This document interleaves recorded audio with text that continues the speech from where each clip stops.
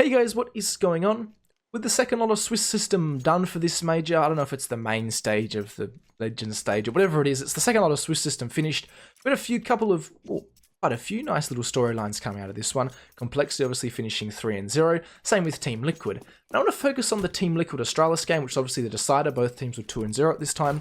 We talk about how Team Liquid managed to get 13 rounds off Astralis. Obviously, Astralis is straight back to Team Liquid, so an interesting game overall. I definitely recommend watching it. It was an incredible game. I want to focus on the game plan, some of the strategies Team Liquid brought to the table, because I thought it was quite impressive, and taking 13 rounds in a half of Astralis is really impressive no matter what, and they're particularly competent on the CT side of Inferno.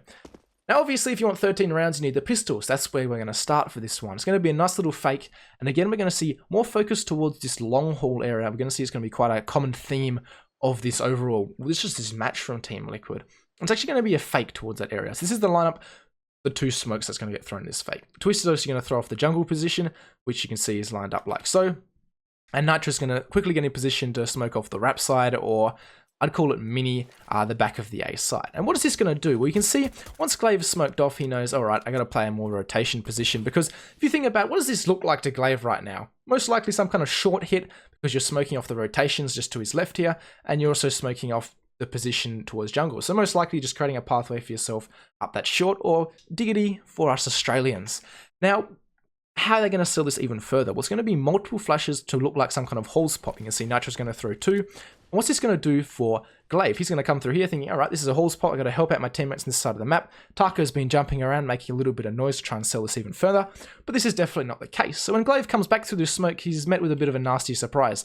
3 angry Team Liquid players. And basically he's forced to concede this part of the map. You can see once those players get through, there's no point in him trying to peek back out to those 3 players. He'd just basically be committing suicide. So he runs away. Now, what happened while this was going on? Well, NAF had the bomb at the bottom of T stairs, just waiting for any push from Astralis. You can see they definitely thought this was an A hit because Device felt comfortable pushing down Banana, and NAF takes him out. So this is a very easy B crunch right now for Team Liquid. Also, Taco being that long hauls player is going to be the player being quite annoying, cutting off rotations, getting a great amount of information for his teammates to work out what they want to do. This after plans. You see he spots quite a few players running down Banana. He's definitely going to hear them all before also finding Glaive eventually, even though he gets taken out. So it's good information that there's multiple players coming here from Astralis where they're trying to retake from. You see it actually also influences NAF's decision here. NAF says, you guys have the bomb. I'm going to come back and try and hold off this Banana, because he knows there's multiple players coming from here. It's a little bit late on the timing. Astralis are very fast on this one. But just the strategy overall and the communication. Taco obviously going down, still gets a good amount of information. I like what he did. NAF goes down. So it's going to get a little bit hairy right now for Team Liquid. But they've done the job. They've got the B split in. They're going to get the plant down quickly from Nitro. And you can see it becomes very difficult from Astralis. Even with Banana control right now, the fact that they have no construction means it's very hard for Glaive to get into a position where he's going to be comfortable. And we're going to see this from his point of view. So as his teammates start to move in, he's trying to work out, all right, where are these guys? And you see it really slows everything down on this crunch. He's not sure where to go. They don't actually end up clearing out construction. It's a little bit too risky. And Astralis obviously starting to collapse onto this site. And honestly, Team Liquid just win the duels. Nitro and Twist have quite a strong crossfire. There we go, get my words out. And Twist isn't really concerned too much about construction because he knows it's unlikely that these players are going to have time, especially with this quick retake from Astralis to clear that all out and attack him from behind. So he's very comfortable peeking out here, taking all these players out, and it's just a good crossfire, and Astralis basically just walks straight into it. So the after plan, honestly not the most impressive thing this strat. I love the fake again, selling all that utility towards the A site, making it look like a hauls pop or a dig take, but just coming straight back towards B. Device gets punished for push down Banana, and just like that, Team Liquid, not Astralis, are off to a very strong start. So obviously if you're Team Liquid, you win the following anti-force buy or anti-eco rounds, and you're on the first gun round. We're going to see a few interesting ideas come out of them in this very first gun round, as I already said. First one's going to be from Nitro. He's going to be using a Molotov in an interesting way, really trying to disrupt the smoke or the deep Banana smoke coming down from Astralis. You can see he actually misses it, or it doesn't quite work out in this scenario, but you can see the way that smoke grenade lands, bouncing off the wall there, it could definitely have caught onto this and really just caught that smoke in this corner here, leaving a massive gap, making it difficult for Astralis to take deep Banana control. Not the case in this scenario, but it's an interesting idea, one I definitely like to see maybe further on in this tournament from Team Liquid. So after this happens, they're going to very basically take back banana control. One thing you need to know about Astralis is they do love to leave just one player here, sometimes device with the AWP, or depending in this scenario, it's just going to be Zipex jump spotting around, just holding this deep banana control where they can just drop their smoke. Notice one important thing about this is Zipex does have his own smoke, so he can drop it if he gets flashed off or as he sees fit. Naf is going to flash over, and Nitro is going to take the angle. And you can see this forces Zipex back, just to jiggle the next corner, as you can see, using the lovely X-ray we have in this game. And as simple as that, Team Liquid have banana control back. Astralis could have dropped more utility and maybe forward a little bit further, but they know obviously in this round there's not that much more utility there. Device or whoever was there is going to be flashed off the corner. They can just start walking up. Nitrous is going to take the angle again. Very basic banana control, these flashes forcing these players back, but obviously very effective, and it denies a lot of information from Astralis. And Glaive overextends. There's the punishment straight away, and this is where stuff starts to get really interesting.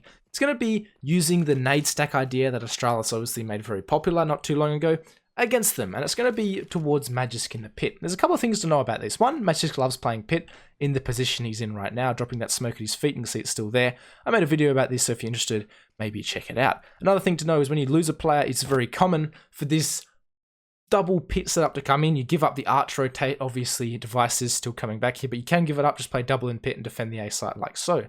And what ends up happening here? Well, all of the Team Liquid players decide they pull up their grenades, and they very fast come back from selling a fake towards A.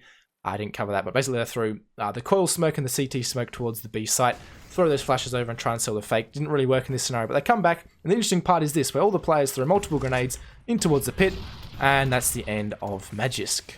You can see after that, it's really just about swarming this A site. All the players jump down, kill Dupree's in the other pit position, and they just take the rest of the site like so. Not really too much going on. You can see there was that smoke early on around this area of the map, which was thrown very early in that take when they were rushing up just before they threw the grenades. And the rest of it was just thrown on the fly as they already had control. So all about trading these positions, obviously clearing this out with a nice little quadruple nade in the end from Team Liquid. But yeah, they just swarm the site, a couple of them dig, one out the balcony and Taco, and they just take the site like so, understanding that the man advantage is going to make it very difficult for Astralis to have 3 on site or something incredible like that. And just like that, the round's over. Even for the Clutch Master Zipex himself, 1v3 on the A site is probably a little bit too difficult. So an interesting strat overall. The fake didn't work too well towards B, but again, using that nade stack against, understanding where Magisk likes to play. And again, you got to think about things in the future. If you're Magisk now, do you really want to be playing that pit position anymore when a quadruple nade could be coming your way? Probably not. And that's something to consider when you're Liquid and Astralis moving forward in towards the rest of this half. And Team Liquid are going to use this fact or this knowledge that Magisk probably doesn't want to play this to their advantage. And as I said, they want to attack this halls area, and they're going to do it quite effectively in a couple of rounds. Round 7 and 10, I'm going to show you the round 7 example now. But to start off with, they want to deny information from Banana so that the Astralis can't go into their 4-man A setup. First one's going to be obviously that smoke from Nafon. We saw that, I think, Fnatic make quite familiar. And then a leash with that molly behind it. So you can see from Astralis' point of view, they can't push through this smoke. They can't really attack from behind it. It really denies a lot of information early on from Astralis. They can't just rotate 2 players off. They have to leave both Device and Zipex here, trying to get control, trying to work through this smoke to see exactly what's going on. Another thing to note is that Team Liquid have taken Hall's control with no flashes or utility or anything. They've just slow walked up here and taken control of this part of the map. And obviously you can see from the bomb carrier's point of view in Naf, they have multiple players here ready. Naf is obviously just holding the flank, and someone's invisible right there. Demo system, very nice again. Now, another interesting about this strategy is the fact that they've walked into halls with no pressure, no nades, no molotovs that you might see with a lot of halls control, as they also haven't pressured the mid wall. So to Astralis or anyone playing this position, or Glaive maybe jiggle peeking middle, there is no pressure from Team Liquids on this top brackets area. So it doesn't look like they're ready to bust onto the A side itself. You can see Dupree's seen nothing boiler. So they're thinking right now, all right, they're just chilling in second mid. Maybe they're going for the banana control, considering the fact that we have very little information here. But it's actually going to be a full-on ace pop all the way outside of this brackets controls. As I said, denies no information. Doesn't look like it's going to be an A hit anytime soon from Astralis.